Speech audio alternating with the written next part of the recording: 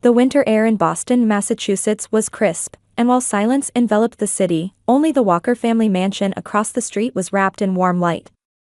On Sunday afternoon, a family meeting was taking place under the large chandelier. The Browns' property deal was finalized last week too. The high-rise apartment with a view of Central Park should close next month. Richard Walker's voice was filled with the confidence of a successful man. Seated at the head of the table, he exuded an air of dignity. Walker Real Estate has been leading the industry in Boston for 40 years. That's wonderful, Richard, his wife Martha smiled. After working as a high school teacher for 30 years, she now served as a board member for a prominent local charity. Maintaining a refined beauty, the luxurious pearl necklace gleamed subtly around her neck. I must tell everyone at the country club. Dad, you're amazing. Caroline said brightly. She served as the sales director at her father's real estate company and was already regarded as his successor. Today too, dressed in a sophisticated designer suit with perfect makeup, her vibrant voice brightened the atmosphere. My new clients have increased contract values by 15% compared to last year. Elizabeth sat quietly at the end of the table, listening to the family conversation. Though she was the eldest daughter in this family, she was the least noticeable presence. Her plain navy cardigan and white blouse, along with slightly tired eyes, told the story of her steady daily life. Elizabeth, how about you? Do you have anything to report? When Martha asked her daughter, there was a subtle change in her tone. It seemed more like a perfunctory question than one of expectation. Nothing special. Elizabeth shook her head slightly. The accounting firm is busy as usual. Last week had many companies with closing periods. That again, Richard sighed, interrupting her words. When are you going to challenge yourself with bigger work? You'll end your life just playing with numbers at a small accounting firm. But I like that work, Elizabeth quietly objected. Besides, didn't I recently review your company's financial statements? That's your duty, Richard waved his hand dismissively. It's only natural since it's the family company. You should be on the front lines like Caroline. Elizabeth silently sipped her tea. Her work at the small accounting firm was not understood by her family. In reality, her accurate financial analysis and detailed tax knowledge silently supported her father's real estate business. However, this was considered a given and never appreciated. Elizabeth is always so steady, her mother Martha said. Elizabeth had been hearing the indirect criticism in that voice for 15 years. But at your age, you could be more adventurous. Look at Caroline. She's always moving forward. Caroline smiled with satisfaction. That's right. I'm going to be in a TV commercial next month. It's for the company's image enhancement. Congratulations, Elizabeth said as cheerfully as she could. Being constantly compared to Caroline had become part of her daily life. Her sister was beautiful and sociable, showing everyone her joy in being involved with their father's business. In contrast, Elizabeth's preference for mathematics and statistics during her student days was always dismissed as an odd hobby in this family. Mom, would you like to come to the charity party with me this afternoon? Caroline changed the subject. The Daltons and Harrisons will be there too. Yes, of course. Elizabeth, will you come too? Martha's tone clearly indicated she expected her daughter to decline. I'll pass today. I need to check the quarterly reports for father's company. Again? Richard shrugged. Can't you take a break on holidays? If you need more money, you should look for a higher-paying job. No one realized that it was Elizabeth's meticulous financial management that had helped Walker Real Estate avoid crises several times. Elizabeth just nodded silently. She had learned from years of experience that arguing back was pointless. The aroma from the kitchen prompted Elizabeth to change the subject. The roast beef seems almost ready. Oh, yes, Martha stood up. Elizabeth, can you help set the table? The family watched Elizabeth quietly head to the dining room as if it were expected. She put on her late grandmother Ethel's apron, a memento from 15 years ago. Grandmother was the only one who had especially cherished Elizabeth. Ethel had taught Elizabeth how to cook and pass down old family recipes. It was the only thing she could be confident about in her family. "What should we do for Thanksgiving this year?" Elizabeth asked in the kitchen, and Martha turned around, surprised. "Oh, I was just about to mention that," Martha's voice conveyed excitement. "We decided to eat at a restaurant this year. Your father has made reservations at the Bloomdale. It's the most luxurious restaurant in Boston." Elizabeth stopped in her tracks. "But, the Thanksgiving dinner I make every year." "Elizabeth, we're celebrating your father's big deal this year. Caroline has also brought in a major contract. It's a special occasion to celebrate with the whole family." A special occasion. The only opportunity for Elizabeth's cooking to shine had been taken away. She continued setting the dishes in silence. "I see, all right. You'll come with us, of course," Martha said matter-of-factly. "Since you're family." "Yes, of course," Elizabeth smiled. She was only treated as a family member when it was convenient for them. She was quietly wondering, do I really belong here? Between her continuously successful father, sociable mother, and brilliant sister, did she, who chose to walk a normal path, truly belong as part of the family? Outside the window, autumn leaves danced in the wind, quietly falling to the ground. Elizabeth took a deep breath and continued preparing for dinner. In the twilight of Thanksgiving, Elizabeth took a deep breath as she looked up at the luxurious entrance of the Bloomdale. Her exhaled breath gleamed white in the cold air. Normally at this time, she would have been wearing an apron, focused on the final touches of the turkey. Instead, she was now dressed in a slightly tight black dress, heading for dinner with her family. The restaurant door opened, welcoming her with warm air and elegant piano melodies. When Elizabeth gave her name at the reception, the hostess nodded politely. "The Walker reservation, yes. Your family has already arrived." Elizabeth was led by the hostess across the glamorous dining room. Crystal chandeliers poured light from the ceiling, and refined artwork adorned the walls. Each table was placed at a sufficient distance to ensure privacy and comfort. Even from a distance, she could recognize her family's table. Her father Richard's imposing figure, her mother Martha's elegant silhouette, and Caroline's bright voice stood out amid the quiet conversations of other guests. They were already toasting with champagne and laughing. As Elizabeth approached the table, Caroline noticed her and stood up. "Elizabeth. You finally came." Caroline's voice had more mischief than joy in it. With a wide smile, she continued, "This table is for a real family. Could you sit over there?" Elizabeth couldn't understand the meaning of the words for a moment. Caroline pointed to a spot slightly away from the main table, where a small children's table had been placed. "This is..." As Elizabeth approached in confusion, she saw a name card placed on the table that read "Loser." Seeing those letters, she felt her stomach tighten. As Elizabeth was at a loss for words, she heard her parents laughing. Martha said, waving her hand gracefully. "Oh, it's just a joke. Since you were late, we set up a little prank." "Don't take it so seriously, Elizabeth," Richard added. "Can't you understand a family joke?" Caroline returned to her seat in high spirits, saying, "Today is a celebration of Dad's big contract.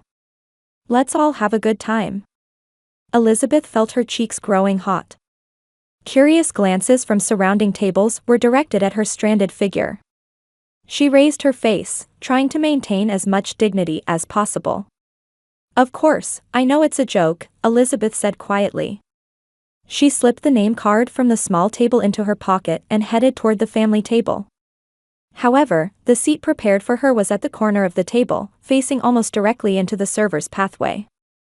"Oh, Elizabeth," Martha said. "You're wearing a black dress. You should have chosen a more festive color." "Yes, sister," Caroline agreed. "Such a funeral color for Thanksgiving." Elizabeth sat down silently. It would be pointless to explain that this was the only formal dress she owned. On an accounting firm's salary, she couldn't afford the designer dresses that Caroline wore. The waiter distributed menus, and Richard immediately ordered expensive wine. "Tonight is a special night. Let's enjoy the best. The table conversation began with tales of Richard's latest successful real estate deals. Martha listened to his stories with adoring eyes, smiling at appropriate moments. Caroline boasted about her sales performance, basking in her father's praise. Elizabeth sipped a little wine and stared at the menu. No one asked for her opinion on the Thanksgiving dishes. The value of the meals she had prepared with all her heart every year was now completely forgotten. While waiting for the food to be served, a gentleman who appeared to be the restaurant owner was making rounds to each table, checking on the guests. The stylishly suited man walked with confident steps, occasionally engaging in brief conversations with customers. As he approached the Walker family table, Richard stood up and shook his hand. "Michael Bloomdale. What a wonderful restaurant. We're honored to be welcomed by you." "The honor is ours, Mr. Walker," Michael responded politely. "We're privileged to have you choose our establishment." When it was Elizabeth's turn during the introductions, Caroline interrupted, "And this is my sister Elizabeth. She, well, works at a small accounting firm." Her tone clearly contained contempt. Michael turned to Elizabeth, bowing slightly to acknowledge her presence. There was a light of compassion in his blue eyes. "It's an honor to meet you, Elizabeth." Elizabeth smiled back. "It's a wonderful restaurant." Michael looked back at her with slight surprise. There was a light in his expression as if he had discovered something interesting. As dinner progressed, the family conversation increasingly excluded Elizabeth. Richard and Caroline talked about their work successes, and Martha boasted about her interactions with local dignitaries. Elizabeth's contributions, supporting her father's company finances and preparing Thanksgiving meals every year, were completely forgotten. When Elizabeth woke up the next morning, the memories of the previous night vividly returned. The humiliation at the Thanksgiving dinner. Her family's laughter. And the final joke. The coldness when the waiter placed the bill in front of her at the end of the meal, saying, "This is just for your portion, ma'am." Her family had even excluded her from their bill. However, she couldn't forget the unexpected salvation that happened at that moment. The restaurant owner, Michael Bloomdale, quietly approached and announced, "Tonight's dinner is on the house, by special recommendation of the chef." That act of kindness and preservation of dignity left warmth in Elizabeth's heart. As morning light filtered into her room, Elizabeth made a decision. She would go thank him for his kindness. She selected elegant casual wear from her small apartment closet and got ready. The Bloomdale was preparing for lunch service. The entrance door was open, but there were no customers yet. As Elizabeth hesitantly entered, a young staff member in uniform noticed her. "I'm sorry, but we're not open yet." "Yes, I understand," Elizabeth answered somewhat nervously. "I wanted to thank Michael Bloomdale." "What's your business?" The voice that turned around belonged to the man who had saved her dignity last night. Michael Bloomdale, in a casual shirt and slacks, gave a more relaxed impression than the previous evening. Yesterday's." Michael recognized her and smiled warmly. "Elizabeth Walker, right?" "You remembered." Elizabeth was a bit surprised. "Of course." Michael approached her and extended his hand. "What brings you here today?" "I wanted to thank you for last night," Elizabeth answered sincerely. "I'm very grateful for your kindness." Michael smiled and invited, "Do you have some time? Would you like some coffee?" When Elizabeth nodded, he guided her to the back of the restaurant. In a small office space next to the kitchen, staff were beginning preparations for lunch. Michael poured her coffee and offered her a chair. "Actually, yesterday I became interested in the story about your grandmother's traditional cooking," Michael said quietly. Elizabeth was surprised. During the meal, she had only exchanged words with Michael for a moment. "About my grandmother?" "Yes, when you moved to a seat a bit away during the meal, you were talking about traditional Thanksgiving dishes you learned from your grandmother. I happened to be passing by at that time." Elizabeth remembered.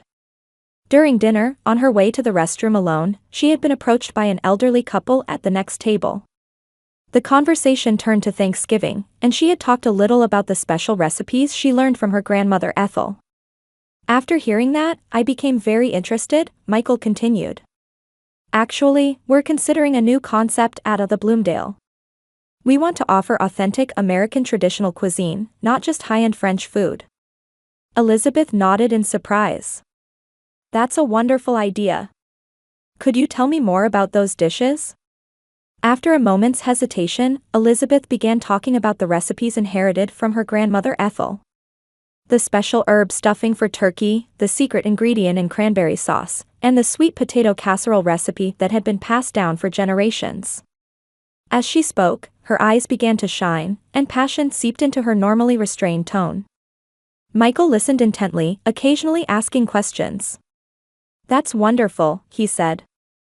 The soul of real American home cooking is there. Many people have forgotten that. Cooking is something special to me, Elizabeth quietly confessed. I work in the world of numbers, but my true passion is cooking. Would you make those dishes for us sometime? Michael's suggestion was sudden. Of course, we'll pay you. I'd like our chefs to see the essence of it. Elizabeth was so surprised she was at a loss for words.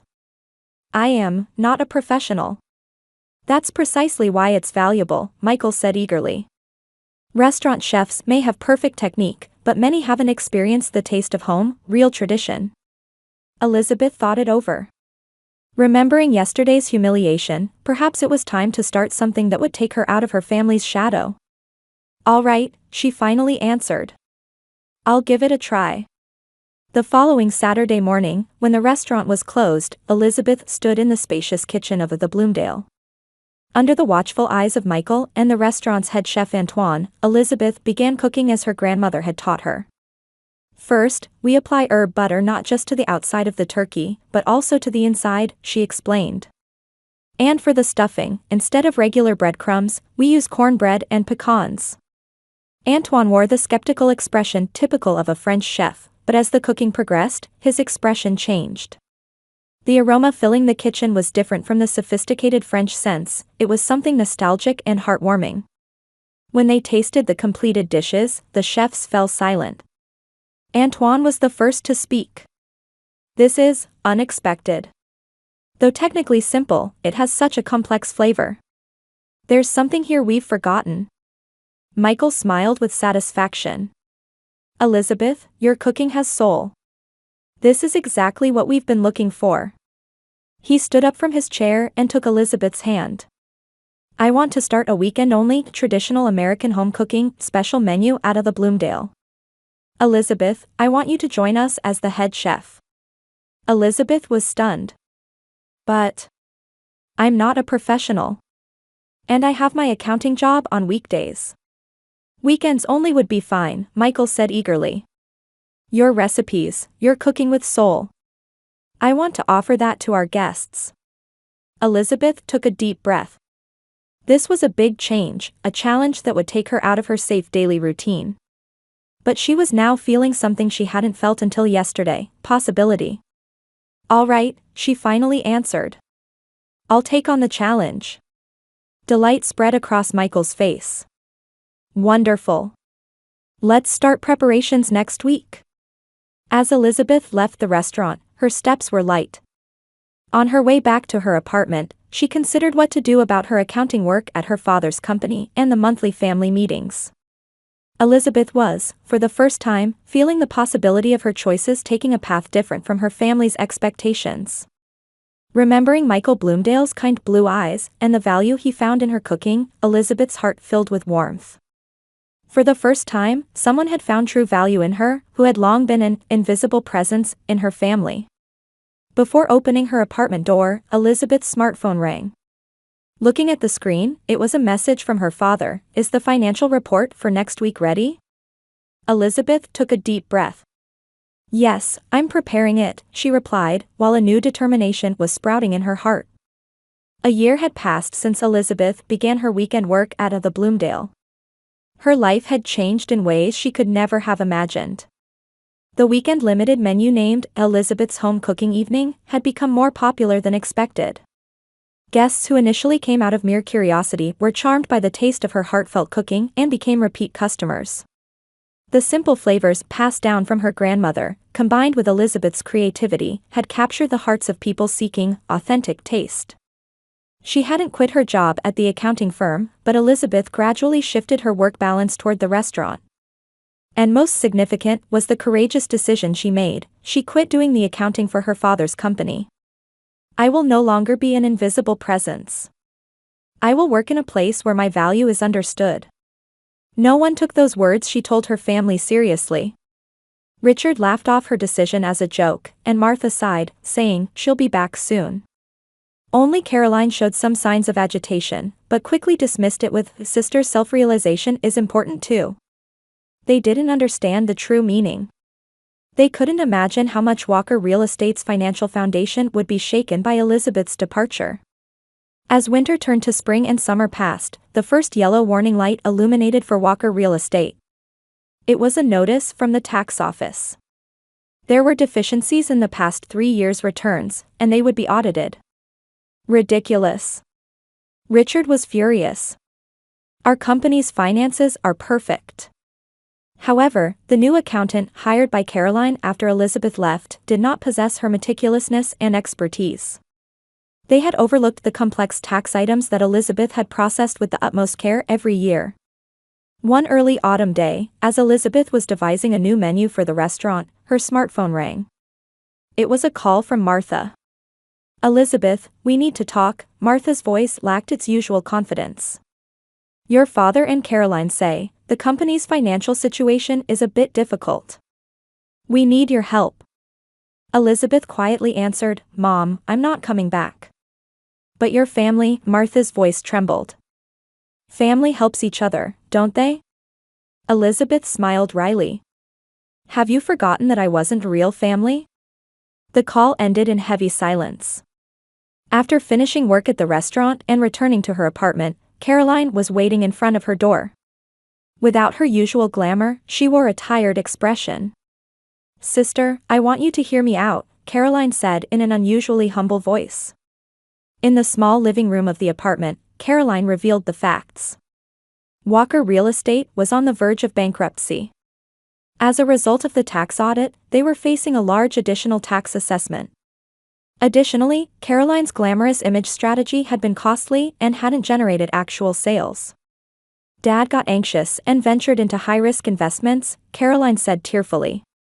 "And they failed. So, what do you want me to do?" Elizabeth calmly asked. "Please, Elizabeth. Dad's company is about to collapse. We need your financial knowledge," Caroline said with a serious expression. "We have nowhere to go back to without your help." Elizabeth stood up and gazed out the window. Rain was quietly beginning to fall. Wasn't I no longer a member of the family? A person who couldn't sit at the table for a real family? Caroline looked up. For the first time, genuine regret appeared in her eyes. "That was a terrible joke. I'm truly sorry. I regret it every day." Elizabeth remained silent, feeling the friction of years between the sisters. "You've always supported us," Caroline said with a trembling voice. "I took it for granted. I didn't properly see your value." Before Elizabeth could answer, there was a knock at the door. When she opened it, it was Michael Bloomdale. "Have I come at a bad time?" Michael said, sensing the situation. "We had a meeting scheduled, but—" "No, my sister was just leaving," Elizabeth said quietly. Caroline stood up, holding her bag with trembling hands. "Please, Elizabeth. Think about it." After she left, Michael gently asked Elizabeth, "Are you okay?" Elizabeth let out a deep sigh. "My family came asking for help. But—" Michael placed a hand on her shoulder. "Regardless of whether you help them or not, offering business advice is an option." Elizabeth looked up at him in surprise. "Why do you say that?" "They hurt me." "Yes, they did. But you're different from them," Michael said kindly. "Your strength lies in not losing your kindness even when you're hurt. That's why your cooking reaches people's hearts." Elizabeth silently nodded. There was truth in his words. The next day, Elizabeth visited Walker Real Estate. The office where she once worked as an employee had lost its vitality. The number of employees had halved, and there were signs that expensive decorations had been sold. Entering her father's office, Richard greeted her with an aged face. Martha and Caroline were also seated. "Elizabeth, you came," Richard's voice had lost its former dignity. Elizabeth calmly looked at them. "I'll give advice. But I'm not returning as family. This is business." The family fell silent at her words. Finally, Richard nodded. "I understand. Tell us, how can we save the company?" Elizabeth sat down and took a laptop from her bag. "First, show me all the financial documents. Let's start there." The hint of autumn had returned to Boston. The leaves of street trees were beginning to turn red, and people were gradually starting to wear thicker coats. The Thanksgiving decorations adorning the entrance of the Bloomdale announced the arrival of the season. Elizabeth was giving final instructions in the kitchen. Her new position as executive culinary director went beyond that of a mere cook.